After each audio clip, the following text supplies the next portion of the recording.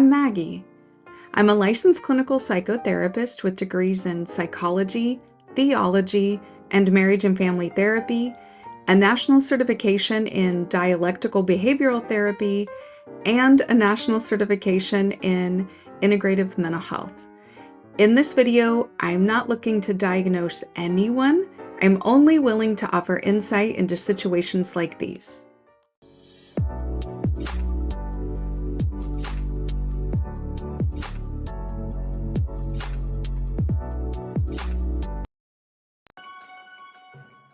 Maggie Thompson is presenting the work titled The Book of Knowledge, The Keys of Enoch, written by J.J. Hurtak. Maggie Thompson is not validating nor supporting Hurtak's views, epiphanies, visions, beliefs, or words. Maggie Thompson is simply presenting the work as written and is attempting to translate this extraordinarily esoteric work to a common vernacular and understanding. Further, Maggie Thompson understands this work to be solely concerning the Abrahamic religions of Judaism, Christianity, and Islam, and while Hurtak views his work to be the key or keys to uniting all the world's people under one religion, namely Abrahamic, Maggie Thompson does not support this premise whole cloth. However, this work does give depth and insight into the connection of physics, cosmology, biology, and spirituality, which, for the seeker of divine truth, can be invaluable for the discovery of one's place in the universe, and that may be under the hierarchy of Yahweh, the Ancient of Days, or a hierarchy that exists above or beside such deities, or none altogether. Maggie Thompson implores all seekers of knowledge to, letter A, not accept what a person of authority tells you without validation. This includes looking at critiques and the opposing views with an open mind. Letter B, accept that religion, as well as science and politics, is presented as a means of indoctrination and is always presented with the biases of the overall field or system, the authors of texts, and the presenter, whose goals are to convince you of the, quote, truth, end quote, of their premise or premises. Letter C. It is possible to take insight, truths, and information from a biased work. Any body of work for the purpose of deeper meaning and knowledge must be carefully excavated and carved to glean wisdom. And letter D. No work or bodies of work that is believed by a large group or populace of people should be dismissed out of hand simply because you do not believe it. We live in a diverse time where religious belief takes center stage in the governing of the collected masses. To truly understand the barriers and gateways to your personal success and fulfillment, you must accept that believers of any kind can and will do what is necessary to meet their goals. Hello, hello. So we are here for the Book of Knowledge, The Keys of Enoch. We are in part 28. So we are on key 2-1-5, pages 303 to 317, where it says, the keys to sciences of the past are given, quote, the desert, end quote, wherever Melchizedek has reigned. There will be found the round numbers of how the chiliocosm is extended to the cosm of time arcs. The keys to sciences of the past are given in, quote, the mountains, end quote, wherever Melchizedek has reigned. There will be found the fire letters of how the cosm of time to the chiliocosm. So we're going to get into it, but before we do, let's say hi to some folks. Look at this. Auntie is first. Hi with the peace sign. My favorite auntie. She is first. Yay. She promises to behave tonight. Well, that sounds really boring. So don't do that. Cynical Optimist is here. Peace to you as well. Spain Man with the diamond. Thank you so much, Spain Man. That's very sweet. I appreciate that so much. And I appreciate the support. Eddie is here. Hello to you. Leon is here. What up? What up? Vincent is here. Thank you so much for being here. Adrian is here. He says, yo, I'm here for what that's worth. Let's go. At least I don't have to take long breaths in between, right? All right. So let's get into it. So we're going to use multiple concepts, including a little bit from the TVA from Disney's Loki and the Force from Star Wars. We're getting more into that to make J.J. Hurtak's excessively and extraordinarily esoteric work into something not soteric. I'll be critiquing his premises as well as offering some guidance because it has become crystal clear that this work is the pinnacle of Christian dispensationalism and Jewish mysticism.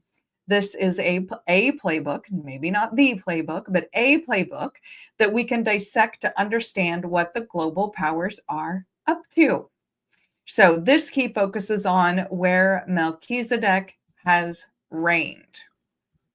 Interesting. There's a full reading available on this channel. You can watch it before, after, or not at all. But it's word for word what the text says. Okay? So we're going to read the highlights, but Hurtak starts with an addendum to the key. That's what he starts with. So this is what the addendum says. Let's look at it. The original information provided in key 215, e.g. verse 1, regarding, quote, round numbers, end quote, is fulfilled with the special configurations of crop circle geometries seen in conjunction with ancient megalithic centers such as those at Stonehenge. Okay, so first thing I wrote down was, uh-oh, because he tried to tie this to Europeans. The crop circles are primarily in America and Europe, and Stonehenge is in Europe, okay? But he just opened the door to remove this from solely European continent and away from the white brotherhood. Because if we look at circular structures or those that have a central axis, which I've talked about on this channel before, if they have a central axis layout, the doors swing wide open to even greater knowledge. So if you haven't seen it, watch the native depopulation show, right? But I've definitely talked about this before, the circular structures. Okay, so let's talk circular structures because they're not just in England and Great Britain and America. First one that is well known right now, Göbekli Tepe. Göbekli Tepe. Easy for me to say. That is in Turkey, and it's from 9600 BCE. It has multiple circular enclosures around a central courtyard, central access, with monolithic pillars arranged in a ring made out of limestone. Okay. Stonehenge, like he said, that is in England from 3000 BCE. Concentric circular rings, and there's a central area with larger trilithons around it made out of sandstone. This is also during a period of time when, if you watched my Cheddarman show about the ancient Britonics, these were black people. Then we have Chinchillo in Peru from 300 BC, circular and semicircular enclosures, a central courtyard, a central axis with walls. No, not Göbekli broccoli. Yeah, I mean, I may have said that because I was tripping over the words, but Göbekli Tepe. Okay, then we have Great Zimbabwe from, well, they were like around 1100 to 1450 CE, so of the common era. There are large circular enclosure walls surrounding open courtyards. Chaco Canyon Great Kivas in New Mexico, in North America. Semi-subterranean circular rooms surrounding a central open courtyard. Yes, sacred geometry again, Auntie. You are correct. Sorry, couldn't turn my page.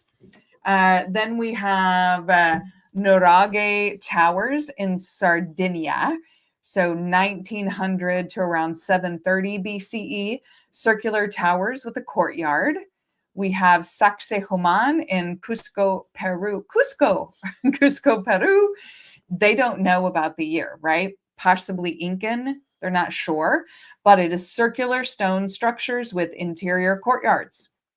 Tarshian temples in Malta, 3150 to 2500 BCE, semicircular apses radiating around a central courtyard. And we can't forget recent discoveries. Nabta Playa in Eastern Sahara, Africa. It is stone circles, 13 feet in diameter, around a central courtyard. It is over 7,000 years old. And Grand Traverse Bay in Lake Michigan, North America. 20 feet in diameter with an inner ring of stones nested inside an outer ring of about 40 feet in diameter. Central courtyard. It's about 9,000 years old. It's connected to a stone drive line that's at least 10,000 years old. A drive line is like to herd wild game into a central area for hunting, okay? And who was it that continued these circular structures around an inner courtyard? The Moors.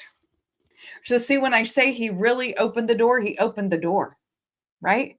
And it's the Moors because, listen, Alhambra Palace in Granada, Spain, central stone courtyard.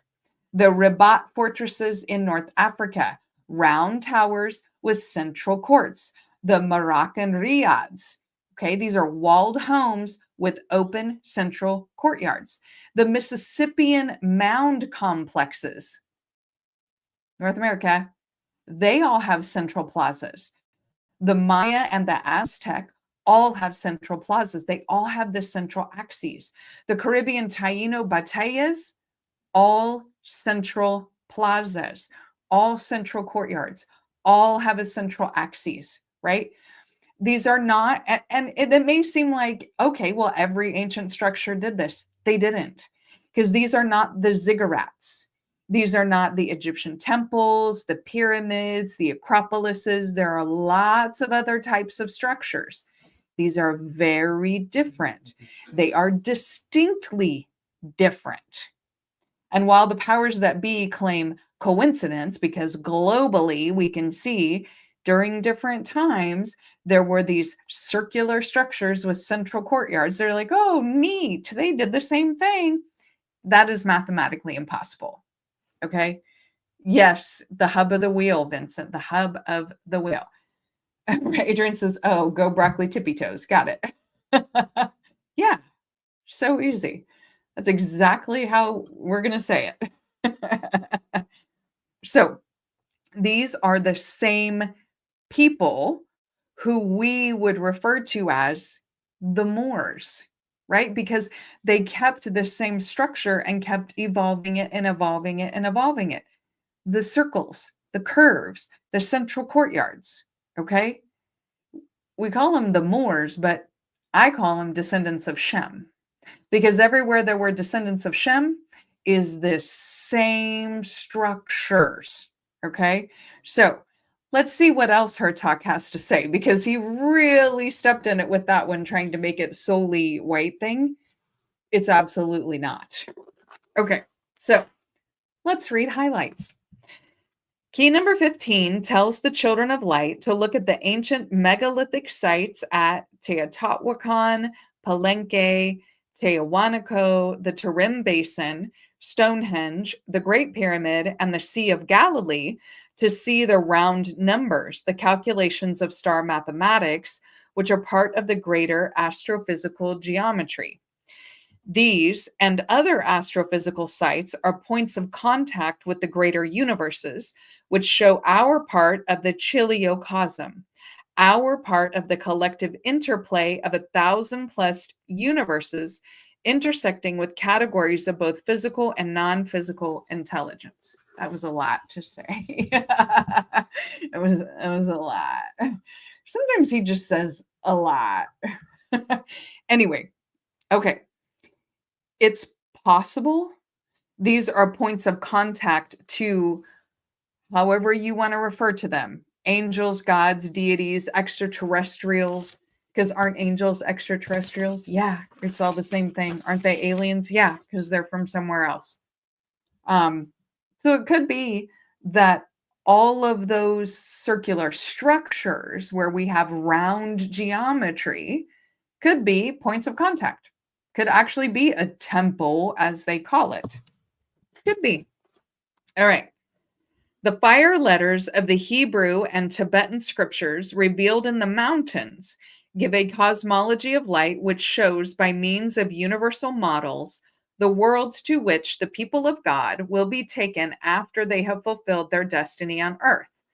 Hence, these fire letters are the unique angles of letter grid transformation between the geometric span of the earth and the heavens, where both human and heavenly beings share the same cosmological signature. All of these sites are, quote, the centers, end quote, used to calculate the horizon of the earth in relationship to the chiliocosm of the greater universe.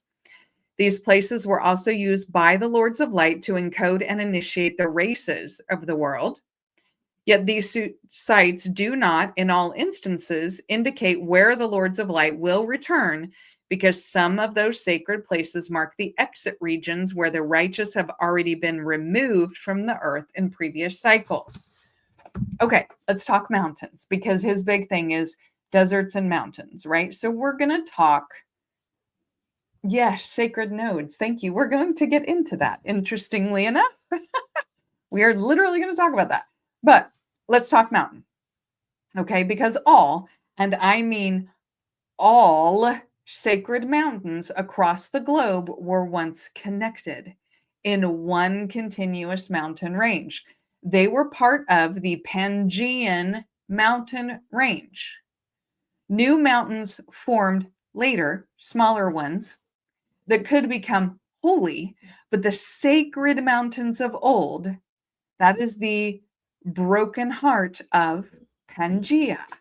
And if you're not sure what Pangaea is, let me know and I'll back up a little bit, okay? But I'm just going to assume everybody understands. Well, let me give you a quick one. In the Earth's development, there was one continent. The continent was called Pangaea. Pangaea broke apart. The only part that stayed central was the continent of Africa would have been the very center of Pangaea. And when it broke apart, everything sort of moved away. And there are some things that are still moving away from the continent of Africa. Okay, so that was what Pangaea is. But there was a central Pangaean mountain range. Okay, so all these sacred mountains came from this one particular central Pangaean mountain range. Okay, so when I just realized I had all that on my notes. So when Pangaea tore apart, fragments of that range went with the new continents as they moved away. So here's some examples of mountains that were originally part of the Central Pangaean Mountains. Okay, we have the Drakensberg's Mountains in South Africa. We have the Atlas Mountains in Morocco, Algeria, Tunisia. We have the Appalachian Mountains in the eastern US, the Scottish Highlands, the Ural Mountains in Russia, Table Mountain in South Africa, and the Ethiopian Highlands. Okay. So these mountains were seen as the axis mundi, the central axis, okay? The world axis connecting heaven and earth.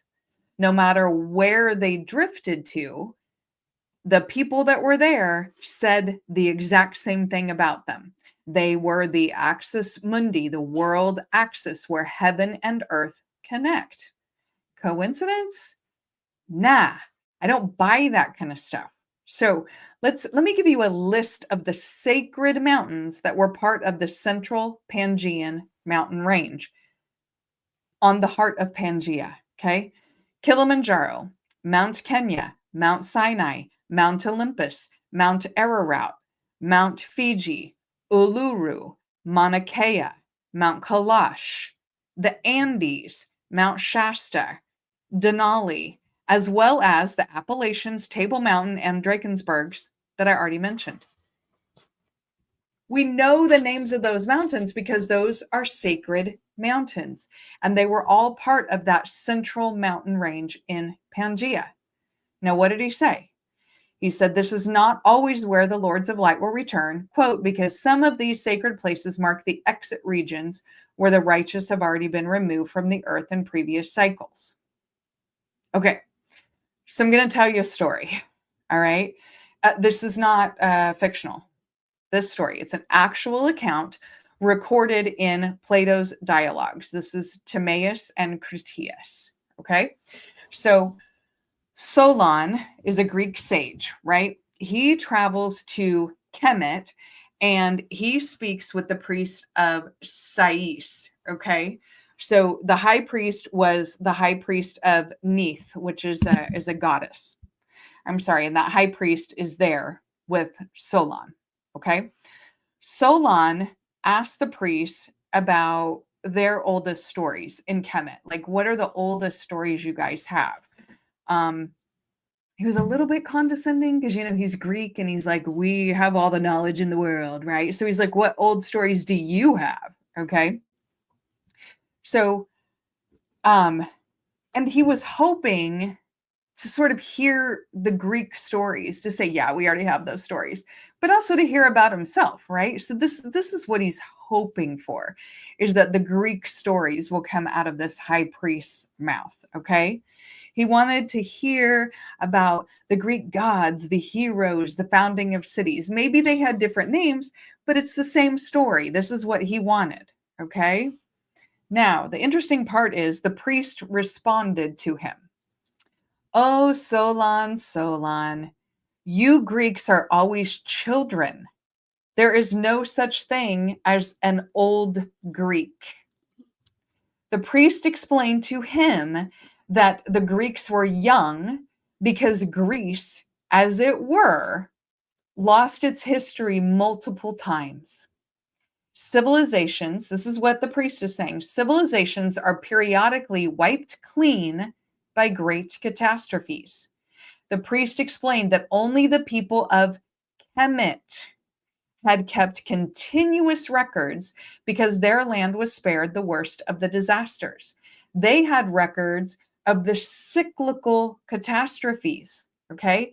The priest described repeating cycles of cataclysm, which come in two primary forms, and they're, 10, 11,000, 12 years apart. Wow. And they have the records, Oh, but, shout out to the Romans for burning down the library at Alexandria. So, but what the priest said is these cataclysms come in two primary forms, fire and water, okay? The fire is a, quote, conflagration from the heavens, end quote. This is what it says. This is like solar flares, asteroid and meteor impacts, volcanic firestorms, plasma storms, stuff like that. The priest explained that in these catastrophes, those who dwell in the mountains perish first, as they will lack shelter from the fires and are closer to the burning air. The water is the great floods. Now we know of the great floods, right? So this is the great floods, and they engulf all of the lowlands. When this happens, those in the plains and near the rivers perish, but the mountain dwellers survive. So each time, different survivors. Each time, the survivors must begin again like children, which he called the Greeks children. The priest said that Greece's oldest and most ancient myths were only from the last cataclysm. They are children. Interesting, right? Now, tell me again why the ultra wealthy and the Earth's governments have airtight mountain bunkers. It's not for nuclear war, because governments have tested a whole bunch of nuclear bombs before and the world went on. Okay. I think they know something else is imminent. And I think it's becoming crystal clear, especially when a lot of people who are calculating these cyclical cataclysms say that we're due. We're due. It's time for one. We just don't know. Is it going to be from fire? Is it going to be from water? Don't know. Okay, let's keep going. All right. Therefore, these are timepieces containing star mathematics, but they cannot be completely understood by man without the scriptures, which reveal specific events on Earth and in space that man must key into. Until he does, he cannot understand the specifics of the timepiece calendars in stone. So, it appears we kept these circular structures, the cosmology, we kept everything for hundreds of thousands of years until global takeover. Like, we had the knowledge, we had it all already, okay? Now it's buried, but it's not gone. It's not. Because we're all talking about these things now and we're realizing these things. And I don't know if you guys have noticed this, but it seems like once you start talking about something, other people are figuring out the same things. And it's kind of awesome. Okay. What we don't need, her talk keeps talking about, you have to have the scriptures and you have to have the great white brotherhood and you have to know this and you have to do that. We don't need gatekeepers to explain it. The ancients who created it didn't need gatekeepers. They didn't need the great white brotherhood to tell them how to do it. They did it. We had the knowledge, right? We don't need the gatekeepers any more than the priest of Solon needed the Greeks to teach them anything. The Greeks came in thinking, oh, we have all this knowledge and we're so smart. And the priests of Solon were like, bro, you're a child. We don't need the gatekeepers. By the way, pictures in this one. In the complete reading, the pictures are on there. Spain Man says, fire has been the prediction I've heard. And that makes sense because the last great cataclysm that we know of was a flood. So maybe it goes back and forth. But don't know. Just don't know. Okay, where are we at? 11. Okay. The key speaks of where a transplanting has happened before in the deserts and in the mountains. All right. There's going to be a show in the near future on the 29th of this month on the connection between the lost Hebrews and Namibia. So remember this passage for that show. For context, in Namibia is the Kalahari Desert and the Brandberg Mountain. Okay. The inhabitants call it by its name, Dareb. Dareb is part of the Damara belt from the Pangean Central Mountains. Magma came up from the crust and created a granite dome. Isn't that neat? This is an area that was directly connected to South America and to the Andes. The Damara, San, and Herero people see Dareb as the spiritual center. Again, it is the axis mundi, where heaven and earth meet. There are over 1,000 ancient rock paintings, and it is seen as the place where the ancestors and the spirits dwell. So I'll save the rest for the upcoming show, of which Adrian Hicks is going to be a special guest. It's the one where we talk about the lost Hebrews. All right. 27. Yet These energy centers have remained sensitized to the patterns of direct intervention controlled by the order of Melchizedek, even though the forces of darkness have sought to destroy the scriptures of light and to control the incarnations of the Lords of Light so that they can gain control of the quote high end quote low end quote places of the energy harmonics of the earth. Okay, this sounds like the cycle of cataclysms, right? If you want more information on those cycles of cataclysms and how we are due for the next one, Graham Hancock, Hancock, Graham, Graham. That's who you need to look up. Look up what he's got going on. I've shown a couple of his clips on this channel before, but he really gives all the information. And man, he's such an investigator. He's so great. Okay. Also, Graham Hancock is the arch nemesis of Zahi Hawass. So that makes me love him maybe even more. But here's one to listen to. We can, Adrian, we can talk about the Herero people, but probably during our show on the 29th. We're going to talk about the Herero. We're going to talk about Namibia and the mountains and deserts and the maps and things like that when we talk about the lost Hebrews. All right. Here's a map they've got in there.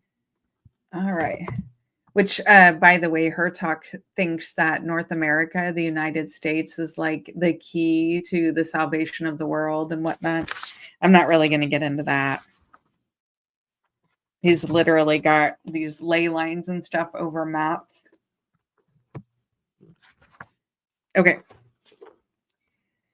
The elect are, quote, the people of the plan, end quote, called by faith to Yahweh before the foundation of this world and dedicated to the, quote, faithful working out of God's plan, end quote, in close cooperation with the heavenly hosts. The hosts administer protection through the order of Michael, build pyramids according to the order of Enoch as tools of transfiguration, parenthetically hidden within the buried topology of the earth, and liberate through the order of Melchizedek. Therefore, let it be known that the order of Melchizedek will give witness to the elect in the appointed areas of this planetary system, and we will learn new calculation in terms of light measures. The measure of all measures will be Yahweh redeemeth and delivereth. Okay, so all I really hear in that is that a certain people will ensure that they survive the cataclysm so that they can rule and dominate the knowledge of this global reset. That's what it sounded, but why does this seem like maybe that's happened before? That the last time we had a global reset, we had people who managed the narrative, took all of the history, took all of the information, didn't let people write about it, didn't let people learn to read, took all their stuff, burnt down the libraries. I mean, it seems like this has all happened before. So maybe it has. Spainman says, I've been reading his books for decades, even the psychedelic books, yeah, of Graham Hancock. So Obi-Wan, let's talk Obi-Wan. Obi-Wan told us the Force is what gives a Jedi wisdom. Okay? Not a council, not a book, not a key from J.J. Hertalk, not the Great White Brotherhood. Just the Force gives you wisdom. Hertalk replaces the God energy that supposedly we all have access to with this multi-level marketing scheme for cosmic citizenship. It sounds like a pyramid scheme, and he talks pyramidal all the time. Hertalk turns enlightenment into a transaction. Your soul for higher vibration. Palpatine said, join me and we can rule the galaxy, right? Hertalk, but really all the Abrahamic religions say, follow us and you'll be saved. You'll be the elect. You'll be the chosen who can ascend beyond the stars. and forget all them sinners. We don't even care about them. We love everybody. We don't like them. We love everybody. Let them die. It's weird. It's weird. The dark side always demands surrender of will. Let me say that again. The dark side always demands surrender of will. That's how you know it's the dark side when you see it. The TVA, Palpatine, the Abrahamic religions are all fear-based control systems. But Yoda told us that fear is the path to the dark side. Is it not? Fear is the path to the dark side. The dark side requires surrender of will. If authenticity gives off the greatest bioelectromagnetic field, then that says something about the God energy, right? The God energy within you must be authenticity because it's the biggest energy force we have. Authenticity means being the real you, telling the truth no matter what, not worrying about if your truth disappoints other people. I'm not saying you get to be an a-hole and say, well, I'm just a truth teller. That's not how that works, okay? But telling the truth, being authentically you, because people will make fun of you anyway. Somebody's going to be disappointed anyway. The only person who's going to save you is you. That is God coming to save you. If that authenticity energy is the God energy within you, then in being authentic and creating the life that you want, that is God coming to save you. But waiting for fear and doubt to be conquered, just waiting for somebody else to come and save you, nah. Be authentic. Conquer your fears. Conquer your doubts. Because God was you all along.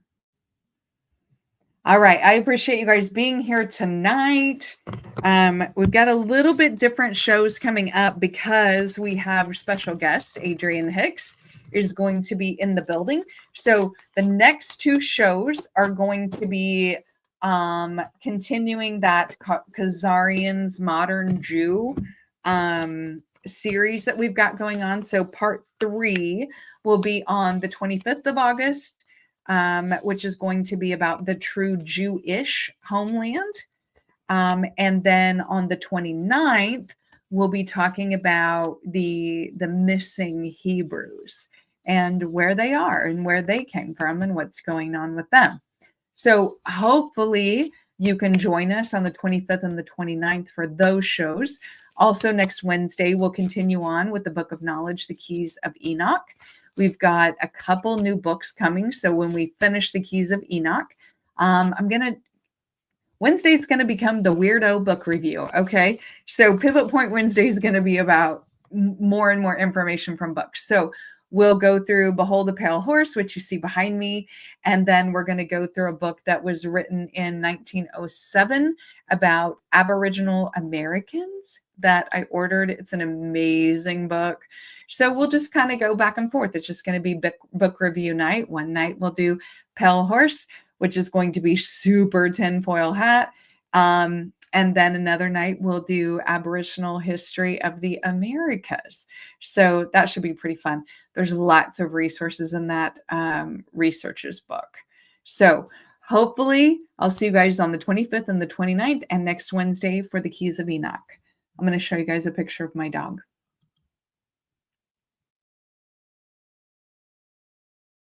Please like the video if you haven't already. It really helps the algorithm to know what kind of things you like. Share where you think it's appropriate, especially to someone who you think needs to hear it. And don't forget to check out some of the wilder Pivot Point Wednesday shows. And last, don't forget to subscribe if you haven't already, especially if you want to break down complex concepts that make the esoteric not so teric, helping you on your journey to become your most authentic self. By subscribing, you'll join a community that thrives on curiosity and growth, and you'll never miss out on insights and some wild discussions.